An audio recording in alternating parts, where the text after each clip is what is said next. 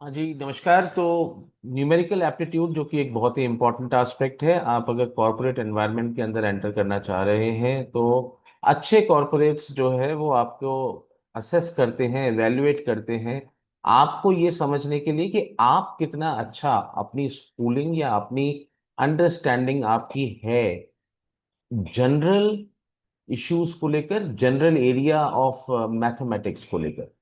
तो numerical aptitude basically कोई बहुत बड़ा रॉकेट साइंस नहीं है।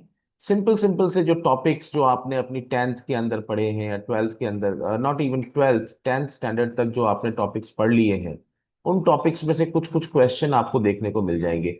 अब किस एग्जाम में, किस टेस्ट में कितने क्वेश्चन आएंगे ये नहीं कहा जा सकता, लेकिन ये जरूर कहा जा सकता है कि इतने क्वेश्चन या इन इन एरियाज के क्वेश्चन आपसे पूछे जाएंगे। जो जनरल आपका रहता है पैटर्न असेसमेंट का, उसके अंदर जनरली जो है एरिथमेटिक ही कवर होता है कॉरपोरेट्स के अंदर। कि एरिथमेटिक के अंदर ही जो है जितने भी क्वेश्चंस हैं जो कॉरपोरेट के एंट्रेंस होते हैं उसके अंदर एरिथमेटिक ही रहता है, जो कि आपके काम आता है। एरिथमेटिक के टॉपिक्स ही आपके काम आते हैं और उन्हीं के बेसिस पे आपके क्वेश्चन पूछे जाते हैं। तो यहाँ पे जो आपको पीडीएफ फाइल मिली है, इस पीडीएफ फाइल में भी आप यही पाएंगे कि अरिथमेटिक के 6 टॉपिक आपको दिए गए हैं। और उन टॉपिक्स को आप किस तरीके से इस्तेमाल करें या फिर उन टॉपिक्स को आप किस तरीके से एक्सरसाइज करें, उसका एक छोटा छोटा सा वहां पे डिस्क्रिप्शन भी दिया हुआ है कि उसके अंदर क्या की कॉन्सेप्ट्स हैं, किस तरीके के मोटे तौर पे क्वेश्चंस होते हैं, किस तरीके से आप उन एरियाज को कवर करेंगे। वो हम एक एक करके उस टॉपिक के ऊपर जाएंगे, लेकिन और एक बार इसको अच्छे से एस्टेब्लिश करते हैं कि क्यों जानने की कोशिश की जा रही है कि आपके अंदर क्या काबिलियत है। आपके अंदर जो काबिलियत मैथमेटिक्स को लेकर है वो जानना इसलिए जरूरी है कि जब आप बिजनेस के अंदर हैं, जब आप किसी बिजनेस के लिए काम कर रहे हैं, जब आप किसी कॉरपोरेट के लिए काम कर रहे हैं, जो आपका जॉब प्रोफाइल जो मांग रहा है आपसे, आप उसके लिए काम कर रहे हैं, तो वहां पे जरूरी है कि आपकी प्रिसीजन और एक्यूरेसी कितनी अच्छी है। प्रिसीजन और एक्यूरेसी को इवेल्युएट करना बहुत जरूरी है कि हम कितने आसानी से डेटा के साथ काम कर पाते हैं। आज की तारीख में जब हम बिजनेस के अंदर बात करते हैं तो आप लोग देखते होंगे बिग डेटा एनालिसिस की बात होती है। बिग डेटा एनालिसिस क्या होता है? हजारों की तादाद, लाखों की तादाद, करोड़ों की तादाद तक ऑर्गेनाइजेशन के अंदर डेटा होता है। और उस डेटा के ऊपर जब काम करना होता है तो एक अलग साइंस, डेटा साइंस उसके अंदर काम करता है। लेकिन बेसिक लेवल पे अगर हम जिन जॉब्स के लिए अपने आप को तैयार कर रहे हैं, एंट्री लेवल जॉब्स के लिए, तो वहां पे भी हमारे लिए जरूरी है कि हम आसानी से काउंट कर सकें कि भाई किस जगह पे क्या एवरेज आ रहा है, किस बिजनेस से कितना लॉस प्रॉफिट हो रहा है, किस पर्टिकुलर ट्रांजेक्शन से कितना फायदा हुआ है या कितना नुकसान हुआ है। तो प्रिसीजन और एक्यूरेसी जो है वो एक एस्पेक्ट रहता है जो कि हमारे लिए बड़ा इंपॉर्टेंट होता है। हम जब डेटा के साथ काम कर रहे हैं तो मैथमेटिक्स ही एक ऐसी बीमारी है जिसके थ्रू की आपकी एनालिटिकल थिंकिंग इवेल्युएट हो सकती है। आप कितना अच्छा एनालिसिस कर सकते हैं वो इवेल्युएट होता है।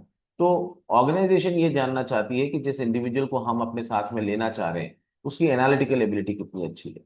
वो आपको ट्रिग्नोमेट्री या ज्योमेट्री या फिर पाइथागोरस थ्योरम या फिर परम्यूटेशन कॉम्बिनेशन या फिर प्रोबेबिलिटी के जैसे बड़े बड़े लॉजिक्स के थ्रू आइडेंटिफाई नहीं करना चाहती। लेकिन जिस इंडिविजुअल को वो अपनी ऑर्गेनाइजेशन में लेने जा रहे हैं, उस इंडिविजुअल को क्या बेसिक मैथमेटिक्स के ऊपर, बेसिक एरिथमेटिक के ऊपर उसकी पकड़ है या नहीं है। और अगर नहीं है तो फिर वो उस इंडिविजुअल को लेकर क्या फायदा ले पाएंगे। तो इसलिए मैथमेटिक्स जो है, एनालिटिकल स्किल्स जो है, उन सबको आइडेंटिफाई करने का एक आसान तरीका है। इसलिए एरिथमेटिक को रखते हुए जो है आपका इवैल्यूएशन होता है। अब अगर हम बात करें कि एक्सिस बैंक या एक्सिस बैंक यंग बैंकर या फिर एस बैंकर प्रोग्राम के बारे में, बैंकिंग के रिक्रूटमेंट ड्राइव्स के बारे में, तो वहां पे इन सारी चीजों की बहुत ज्यादा जरूरत होती है क्योंकि वहां जो असेसमेंट होते हैं, वहां जो जितने भी असेसमेंट होते हैं, वो सारे के सारे आपके इन्हीं बेसिस पे चलते हैं कि आपका कितना अच्छा मैथमेटिक्स आपकी पकड़ है। चाहे वो एक्सिस बैंक की रिक्रूटमेंट ड्राइव हो, चाहे वो एचडीएफसी बैंक की रिक्रूटमेंट ड्राइव हो, आप अगर मैथमेटिक्स पे कवर कर सकते हैं, मैथमेटिक्स पे आपकी पकड़ है, तो आप 80% दूसरे स्टूडेंट से ज्यादा अच्छा परफॉर्म कर पाएंगे। इसके पीछे एक और लॉजिक काम करता है कि मैथमेटिक्स ही एक ऐसा सब्जेक्ट है जिसमें आप 100% स्कोर कर सकते हैं।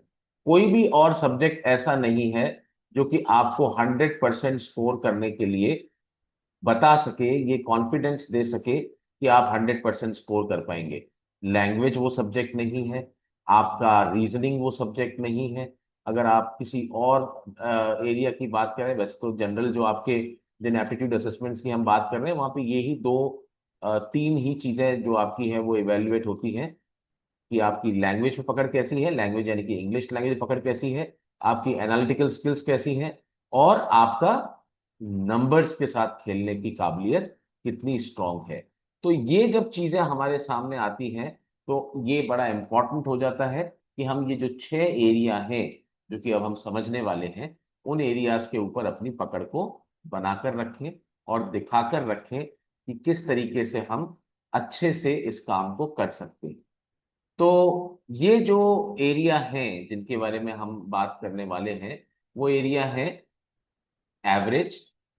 एवरेज के बारे में हम बात करेंगे कि एवरेज कैसे काम करेगा, और हम बात करेंगे प्रॉफिट एंड लॉस के बारे में, हम बात करेंगे परसेंटेज के बारे में, हम बात करेंगे रेशो एंड प्रोपोर्शन के बारे में, हम बात करेंगे टाइम एंड वर्क के बारे में, और हम बात करेंगे टाइम एंड डिस्टेंस के बारे में। तो ये 6 एक ऐसे एरियाज हैं जो कि आपको इस पूरे प्रोसेस के अंदर, इस पूरे रिक्रूटमेंट ड्राइव के अंदर जिसके लिए आप अपने आप को तैयार कर रहे हैं, आपको स्ट्रेंथ देंगे। हो सकता है कहीं पे आपको कोई एक आध टॉपिक एक्स्ट्रा उसके क्वेश्चंस आ जाएं। जैसे कि मैं एक टॉपिक बता सकता हूं आपको कि कुछ कुछ एग्जाम्स के अंदर ज्योमेट्री के क्वेश्चंस आते हैं, एरिया निकालने के लिए, वॉल्यूम निकालने के लिए, आपको सरफेस एरिया निकालने के लिए, आपको पैरामीटर निकालने के लिए ज्योमेट्री के क्वेश्चंस कहीं कहीं पे आपको देखने को मिल जाएंगे। बट दोज आर रेयर, वो बहुत कम होते हैं।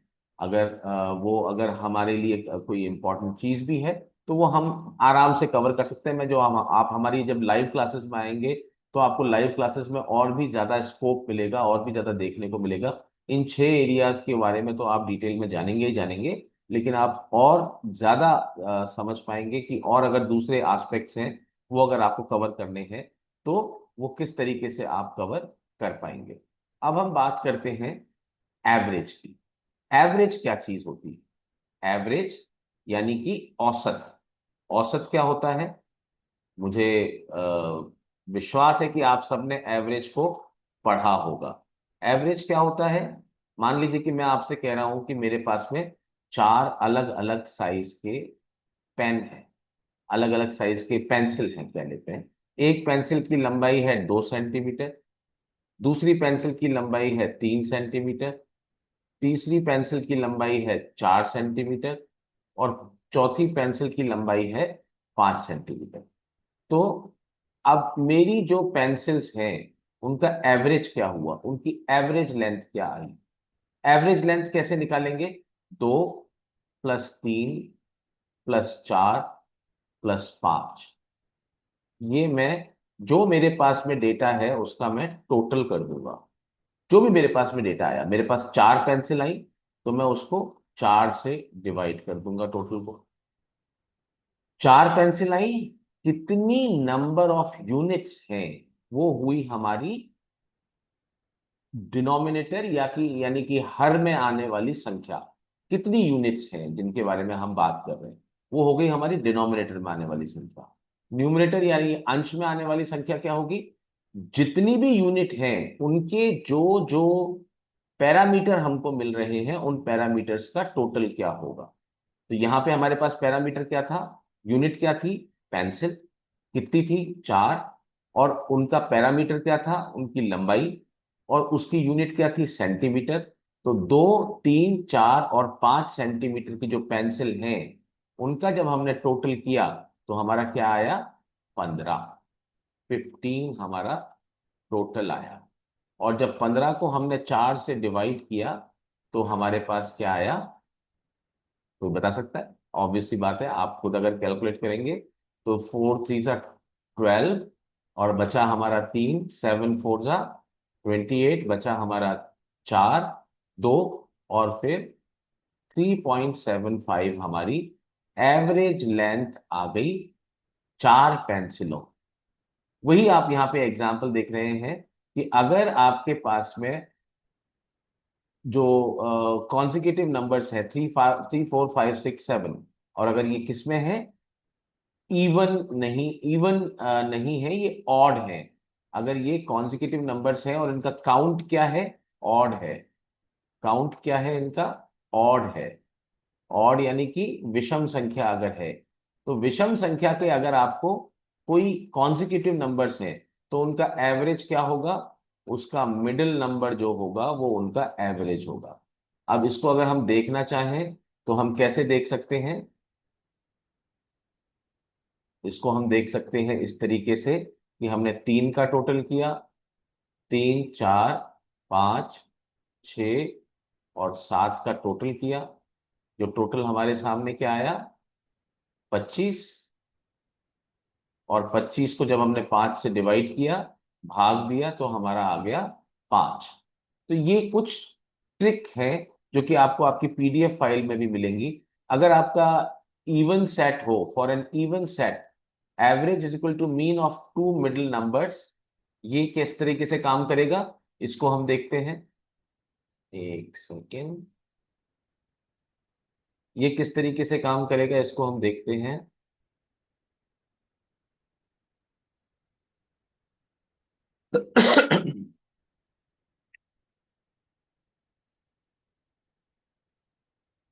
हमारे सामने क्या है line, for an even set average is equal to mean of two middle numbers, example 2 4 6 8। तो इसका एवरेज क्या होगा, 4 + 6/2 इज इक्वल टू 5। तो अगर यहाँ पे 2 4 6 8 अगर होते, इवन नंबर्स का अगर सेट होता, तो वहां पे क्या होता, इवन नंबर्स का सेट होता, प्लस काउंट भी हमारा इवन ही होना चाहिए। यानी कि अगर यहाँ पे 2 4 6 8 और 10 होता तो ये ट्रिक हमारी काम नहीं करती, क्योंकि फिर बीच में क्या है, 6 है, 2 नंबर नहीं है। 2 नंबर नहीं है तो हमारी ट्रिक यहाँ पे काम नहीं करेगी, लेकिन यहाँ पे हमारी दूसरी ट्रिक काम कर सकती है। 6 और 6 12, और 8 20, और 10 30। 30 को हमने डिवाइड किया 5 से, टोटल किया तो हमारा आ गया 6। तो ये हमारी पहली वाली ट्रिक काम कर जाएगी, लेकिन दूसरी वाली ट्रिक यहाँ पे हमारी काम नहीं करेगी। दूसरी वाली ट्रिक हमारी क्या कहती है कि अगर आपके पास इवन नंबर्स हैं और वो इवन क्वांटिटी में ही है, सम संख्याएं हैं, और सम उनके जो कुल कुल संख्याएं जो हैं वो भी अगर सम ही है, तो उसका औसत निकालने के लिए हम बीच वाली दो सम संख्याओं को जोड़ दें, और जोड़ करके उनको 2 से भाग दे दें, तो हमारा औसत निकल के आ जाता है। तो यहाँ पे हम अगर देखें कि 2 4 6 8, भाई उनका ट्रिक के साथ तो अपने को दिख रहा है, और अगर बिना ट्रिक के हम देखें तो किस तरीके से होगा, बिना ट्रिक के अगर हम देखेंगे तो होगा 2 + 4 + 6 + 8 डिवाइडेड बाई 4।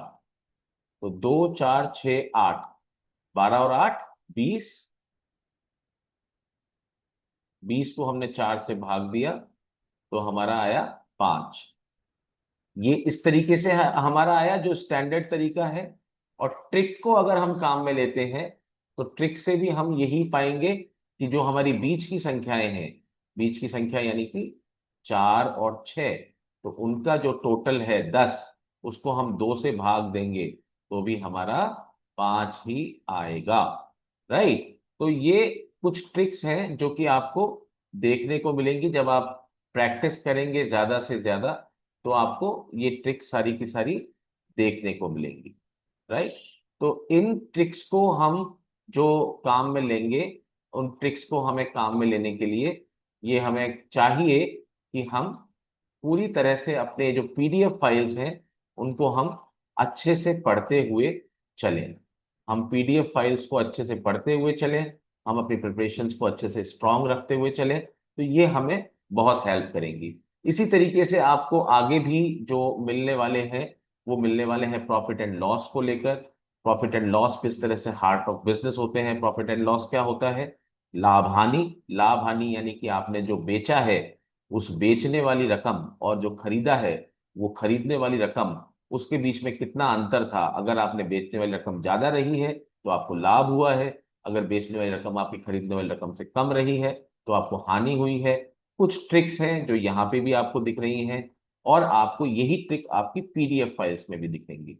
तो आपको उन पीडीएफ फाइल्स को ध्यान से पढ़ना है।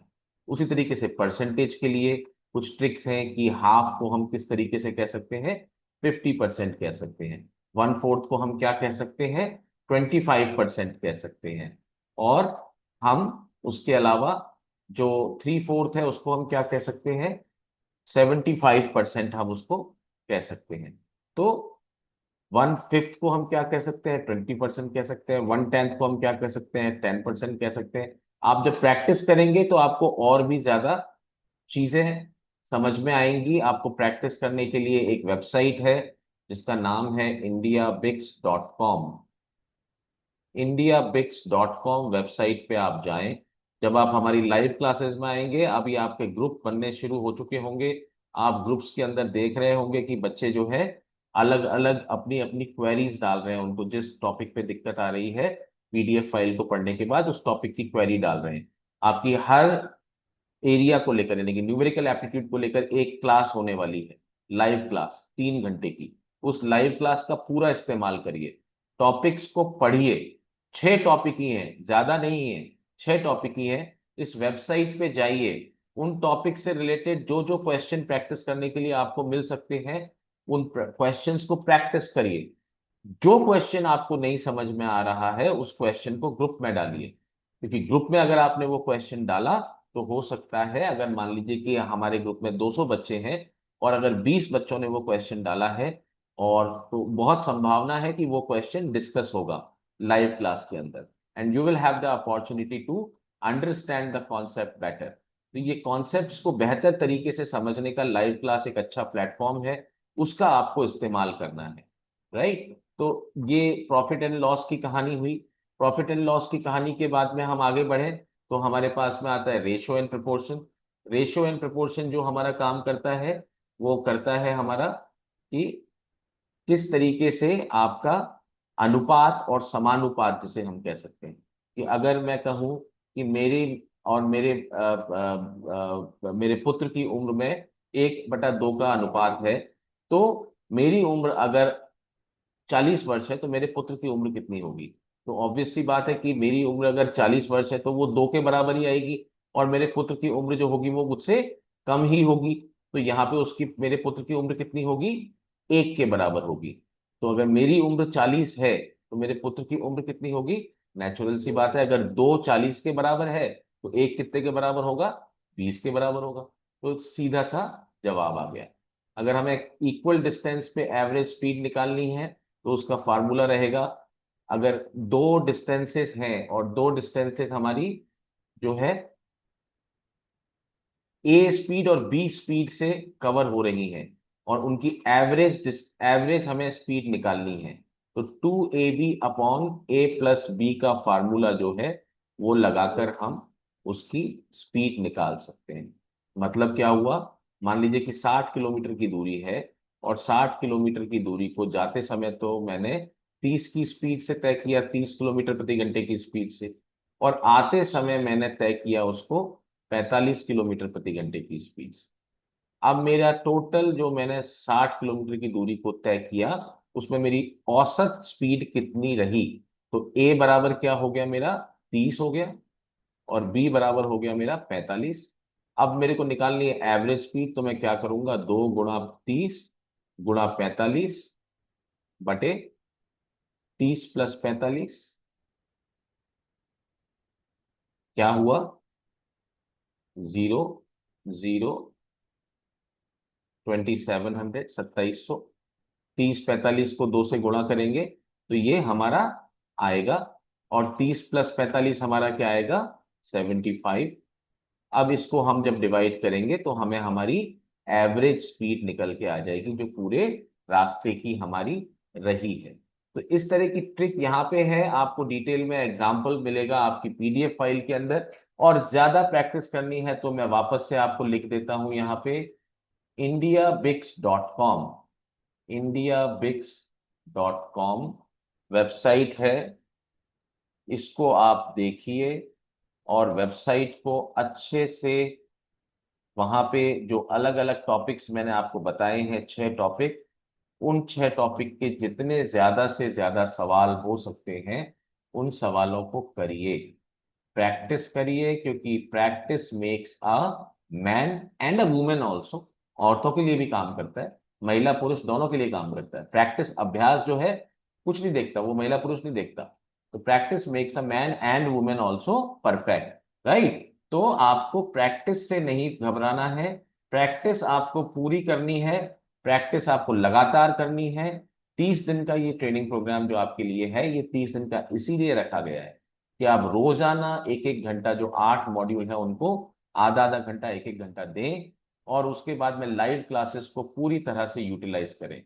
तभी आप जो है, जो इच्छित सफलता है, जो एक करियर अपॉर्चुनिटी हम आपको देकर चल रहे हैं कि आप बैंकिंग के अंदर इन पूरे मैकेनिज्म के थ्रू एक स्टेबल, सुरक्षित, प्रोग्रेसिव करियर बना सकते हैं, वो तभी पॉसिबल हो पाएगा जब आप निरंतर अभ्यास करेंगे। अगर अभ्यास में कमी रही, अगर अभ्यास में थोड़ी सी भी कमजोरी रही, तो आपका करियर डावाडोल अगर चल रहा है तो चलता रहेगा, अगर मजबूत नहीं हो पा रहा है तो नहीं हो पाएगा। अगर आपको अपना करियर मजबूत बनाना है तो अभ्यास पे आपको निरंतर ध्यान देना होगा, रेगुलर प्रैक्टिस, बिना रुके बिना थके प्रैक्टिस। कोई परवाह नहीं कि दोस्त के दोस्त का बर्थडे है, मामा के लड़के की शादी है, बुआ के बेटे का मुंडन है, कुछ भी हो, राइट। ये जब हम कुछ काम नहीं कर रहे होते हैं तो हमारे पास बहुत सारे काम होते हैं, लेकिन जब हम काम कर रहे होते हैं ना, तो लोगों के काम अपने आप पीछे रह जाते हैं। फिर वो उनको दिखता है कि भाई इसके पास अब टाइम नहीं है। अगर आप अपने आप को फ्री दिखाएंगे तो लोग आपको अपने अपने कामों के लिए इस्तेमाल करेंगे, ये तय मान लीजिएगा। अगर आपने अपने आप को बिजी बना लिया तो कोई भी आपको इस्तेमाल नहीं कर पाएगा। तो इसलिए बिजी बनाइए खुद को, खुद को व्यस्त करिए, व्यस्त रहिए, मस्त रहिए और स्वस्थ रहिए। जय हिंद।